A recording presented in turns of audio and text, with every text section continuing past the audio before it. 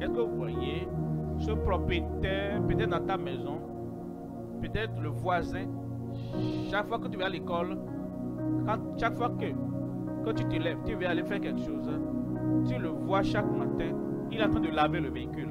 Tout matin, il est en train de peut-être vérifier quelque chose, ou il était de vérifier ceci, vérifier cela. Il fait cela chaque jour. Est-ce que tu penses que ce propriétaire du véhicule est plus sage que Jésus-Christ? Ce que je vous dis, chaque jour, même dans la nuit, quand tu dors, est-ce que tu sais que Jésus agit en toi quand tu dors? Je veux une réponse. Si tu dois ta vie, tu comprendras. Dans la nuit, tu es fatigué, épuisé. Ton cerveau n'arrive plus à lire quoi que ce soit. Oh, il est fatigué, épuisé.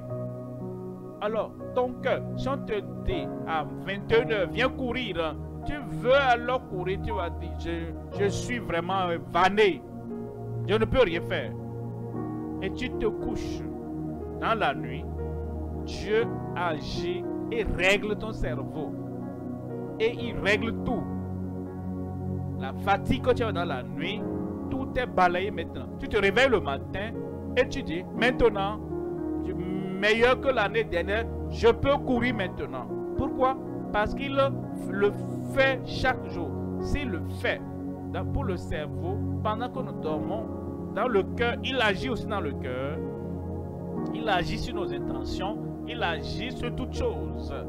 Et il nous purifie. Il est en train de nous faire ceci, faire cela. À tout moment, Dieu agit en nous. Il agit sur moi. Il agit en moi. Et il l'a fait pour nous par le passé. Et il le fait maintenant pour nous. Est-ce qu'il a fait quelque chose pour toi?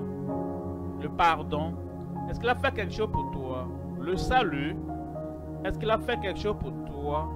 Est-ce qu'il a ôté ta culpabilité, ta condamnation, ton jugement de ta vie? Est-ce qu'il a fait quelque chose pour toi? Il est allé te préparer une place au ciel. Est-ce qu'il a fait quelque chose pour toi? Il y a beaucoup de bénédictions et de profits qu'il te donnera dans ta vie. Il l'a fait pour moi. Il l'a fait pour toi. J'ai dit, il l'a fait pour toi. 1 Corinthiens 5. 1 Corinthiens chapitre 5, verset 5-7.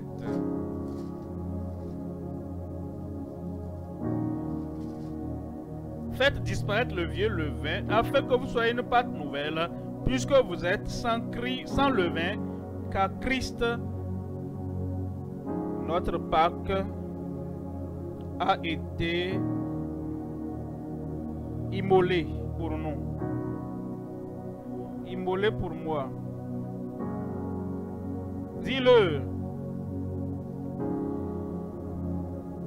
Le repas est préparé pour tout le monde dans la famille, mais pour toi en particulier. Si tout le monde ne m'aime pas moi, tout le monde peut prendre, mais pas moi. Mais ta part est là. Dans le royaume de Dieu, ta portion, ta part est là-bas. Dans les promesses de Dieu, ta part est dedans. Dans le salut du Seigneur, ta part est là. Dans le succès dans la vie, ta part est dedans. Viens. Christ s'est sacrifié et a tout sacrifié pour toi. Débarrasse-toi de toute l'ancienne faiblesse impossible. Secoue cela, car Christ s'est sacrifié pour toi. C'est pourquoi il dit dans le verset 8, il dit, célébrons donc la fête, non avec du vieux levain, non avec du vieux langage, avec les vieilles confessions, non pas avec les vieilles habitudes, pas avec l'ancien caractère, pas avec l'ancienne compagnie, parce que ta compagnie détermine qui tu es et qui tu seras. Sortez de là et idée, pas avec le malin de malice et de méchanceté, mais avec les pains sans levain de la pureté et de la vérité. Nous avançons. Tu avances et il te dit, voici ce que j'ai fait pour toi. Tu iras de l'avant et tu vas réaliser. Deuxième élément, ce que Jésus fait en toi, maintenant même. Les œuvres de Jésus, les œuvres que Jésus fait en toi, maintenant même. Ce qu'il a fait et ce qu'il fait. Est-ce que vous voyez ce propriétaire, peut-être dans ta maison, peut-être le voisin, chaque fois que tu vas à l'école, chaque fois que tu te lèves, tu vas aller faire quelque chose, tu le vois chaque matin, il est en train de laver le véhicule, tout matin, il est en train de peut-être vérifier quelque chose, ou il était de vérifier ceci, vérifier cela. Il fait cela chaque jour. Est-ce que tu penses que ce propriétaire du véhicule est plus sage que Jésus-Christ? Ce que je vous dis, chaque jour, même dans la nuit, quand tu dors, est-ce que tu sais que Jésus agit en toi quand tu dors? Je veux une réponse. Si tu dois ta vie, tu comprendras. Dans la nuit, tu es fatigué, épuisé. Ton cerveau n'arrive plus à lire quoi que ce soit. Oh, il est fatigué, épuisé. Alors, ton cœur, si on te dit à 21h, viens courir, tu veux alors courir, tu vas dire, je suis vraiment vanné. Je ne peux rien faire. Et tu te couches dans la nuit. Dieu agit et règle ton cerveau. Et il règle tout. La fatigue que tu as dans la nuit, tout est balayé maintenant. Tu te réveilles le matin et tu dis, maintenant, meilleur que l'année dernière, je peux courir maintenant. Pourquoi? Parce qu'il le fait chaque jour. S'il le fait pour le cerveau, pendant que nous dormons, dans le cœur, il agit aussi dans le cœur.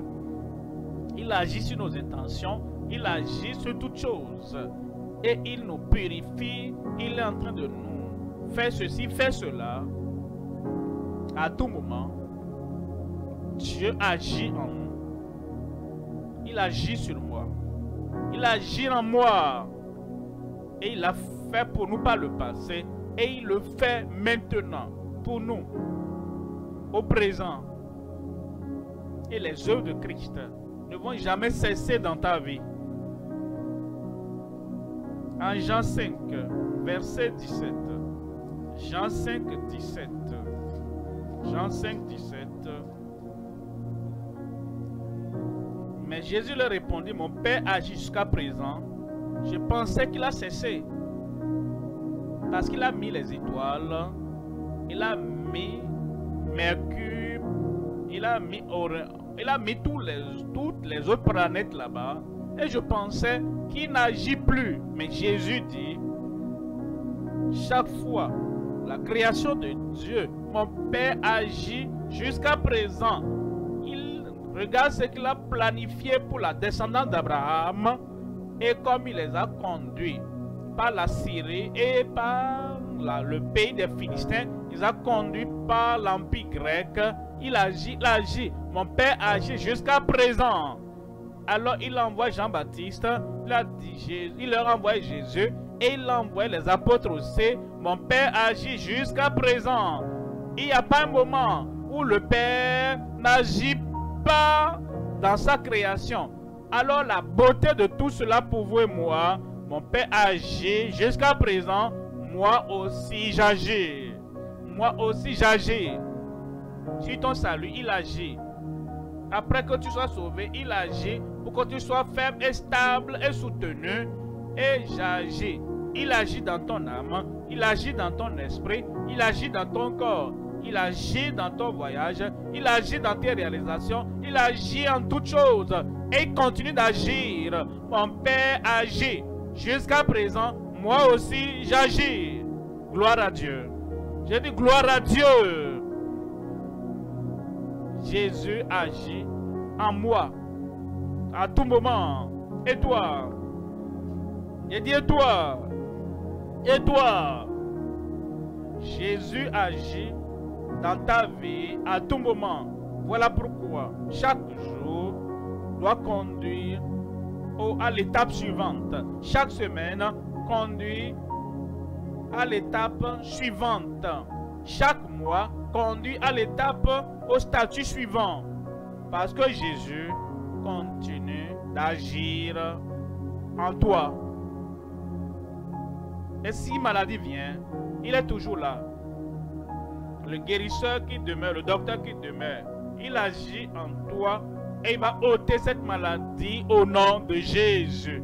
Troisième élément maintenant, les prodiges que Jésus fait à travers toi, à travers les jeunes, les prodiges, les prodiges. Les Égyptiens ne savaient pas qu'un jeune appelé Joseph était celui qui allait accomplir des prodiges dans toute la nation pour que la nation soit délivrée. Les Israélites ne savaient pas qu'un enfant que Dieu a appelé Jérémie était celui qui viendra et leur montrer la révélation de Dieu et la révélation pour être là où il devrait être. Et le peuple ne savait pas non plus que quelqu'un appelé Jean-Baptiste, un jeune adulte, que c'est lui qui viendra et révéler le Messie à venir. Et les gens ne savaient pas que Marie la Vierge,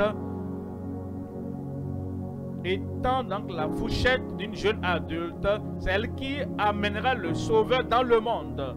Et les gens autour ne savent pas que c'est toi l'homme, c'est toi la femme qui fera des prodiges dans cette vie, dans ce continent et dans notre monde aujourd'hui au nom de Jésus. Quel que soit l'âge que tu as présentement, le Seigneur à travers toi, dis Amen, non? Le Seigneur à travers tes déclarations, à travers tes propos, à travers ta vision, à travers tes organes auditoires et à travers ce que tu entends et à travers tout ce que Dieu t'a donné, c'est à travers toi que Dieu accomplira ses prodiges. Où es-tu là-bas? Nous t'attendons. J'ai dit nous t'attendons. Venons tous. Et ils voulaient. Quand ils sont levés, tous les officiels étaient là. Celui qu'on voulait faire rendre au roi. Ah, où est-il? Où est-il? Il se cache quelque part. Il a dit, je ne peux pas. Non, je ne pourrai pas. Diriger toute une nation. Non, je ne peux pas. Samuel a dit, envoie-les chercher. On te cherche. Le Seigneur te cherche. La nation te cherche. Et ils l'ont vu. Et ils l'ont lancé. Et il était au-dessus des autres. Et ils ont dit, on t'appelle. Je ne voulais pas le faire. C'est pourquoi je me cachais. Et ils l'ont fait sortir de la cachette. Et Samuel dit, voici l'homme. Et je viens te déclarer, voici la dame là-bas. Voici l'homme là-bas. Le Seigneur t'a eu. Le Seigneur t'a eu. Et il dit, Jean 14, 12. Jean 14, 12. Et il nous dit, quand il te trouve, il dit, en vérité, je vous le dis. Je te le dis, celui qui croit en moi, celui qui croit en moi, celle qui croit en moi, fera aussi les œuvres que je fais. Ça veut dire quoi? Il dit, tu es mon représentant. Comme je retourne au ciel, pour que je puisse te préparer une place pour des millions, milliards de personnes qui viendront dans mon royaume, mais je t'ai laissé là-bas. Dans cette génération, tu me représentes. Dans telle communauté, tu me représentes là-bas. Dans tel territoire là-bas, tu me représentes là-bas. Et ce que j'aurais pu faire si j'étais là, je te place là-bas. Tu le feras. J'ai dit tu le feras. Celui qui croit en moi fera aussi les œuvres que je fais, et il en fera de plus grandes, parce que je m'en vais au Père. Jésus, je ne comprends pas ça. Il en fera de plus grandes parce que je m'en vais au Père. Qu'est-ce qu'il disait? Voici, entre la période de mon départ et la période de mon retour, plusieurs inventions viendront. L'avion viendra. Il n'y avait pas d'avion quand j'étais encore sur la terre, parce que ce n'était pas encore le moment. L'avion viendra et il va susciter certains d'entre vous pour devenir des pilotes, des ingénieurs, pour régler cela. Quelque chose que je n'ai jamais fait. Vous ferez cela au nom de Jésus. Avant que je revienne, l'Internet viendra. L'ordinateur viendra. Et ce que je n'avais pas, la chance de faire, parce que ces choses n'étaient pas encore là, ne vous en faites pas. Mais je vous laisse derrière. Et toi, tu seras un ingénieur informatique. Et toi, tu seras un pilote qui fait voler l'avion là-bas. Ils ont mis le Concorde. Tu iras plus haut, plus haut, plus haut au nom de Jésus. L'ingénierie en marine, tout cela, quand Jésus était là, ça n'existait pas. Il dit, c'est toi l'homme qui est là maintenant. C'est toi la femme qui est maintenant sous les projecteurs. Ne dis pas, je ne peux pas. Parce que si Jésus était là, il n'y a rien qu'il ne puisse pas faire. Maintenant, c'est toi qui es là. Christ en toi. Et il fera tout.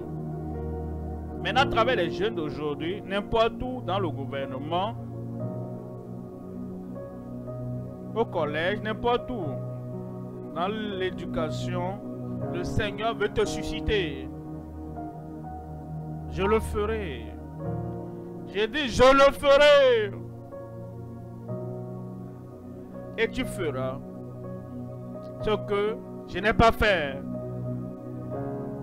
Parfois, quand je le dis, on dit, pasteur, tu essaies de nous faire courir. Non. Je ne peux pas faire voler un avion. Certains d'entre vous le ferez. À ce âge maintenant, je ne peux plus être gouverneur dans un État, un président d'un pays. Mais certains d'entre vous le serez. À ce âge maintenant, je ne peux plus retourner dans les études pour devenir professeur. Je suis un professeur de la Bible. Donc, je ne peux plus être professeur. Et certains d'entre vous deviendront des professeurs, des doyens au nom de Jésus.